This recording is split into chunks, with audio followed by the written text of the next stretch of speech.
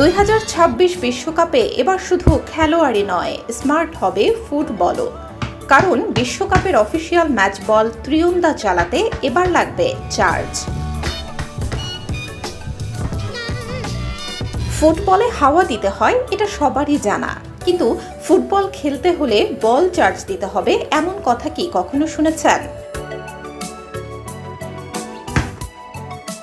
2026 বিশ্বকাপের জন্য অ্যাডিডাস তৈরি করেছে প্রযুক্তি নির্ভর বিশেষ স্মার্ট বল ত্রিয়ন্দা।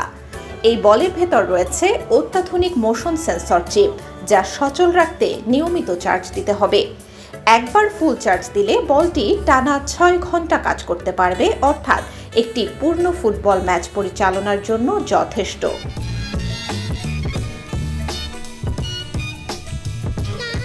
মাত্র 14 গ্রাম ওজনের এই চিপটি বসানো হয়েছে বলের ঠিক কেন্দ্রে। এতে রয়েছে 500 হার্টজ সেন্সর প্রযুক্তি, যা প্রতি সেকেন্ডে 500 বার ডেটা সংগ্রহ করতে পারবে। ফলে ফুটবলারদের পায়ের স্পর্শ, বলের গতি, ঘূর্ণন কিংবা গতিপথ সব তথ্য মুহূর্তেই পৌঁছে যাবে কন্ট্রোল রুমে।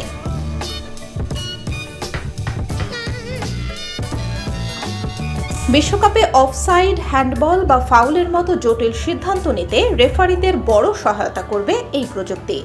বিশেষ করে অফসাইডের ক্ষেত্রে ঠিক কোন মুহূর্তে পাস দেওয়া হয়েছে তা সেকেন্ডের ক্ষুদ্র অংশের মধ্যেই শনাক্ত করতে পারবে ত্রিয়ন্দা।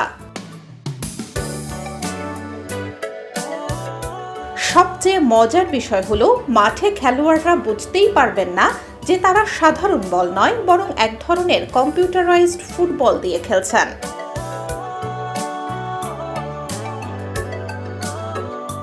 যুক্তরাষ্ট্র, কানাডা ও মেক্সিকোর যৌথ আয়োজনে অনুষ্ঠিত হতে যাওয়া 2026 বিশ্বকাপে প্রযুক্তির নতুন এক যুগের সূচনা করতে যাচ্ছে এই স্মার্ট বল।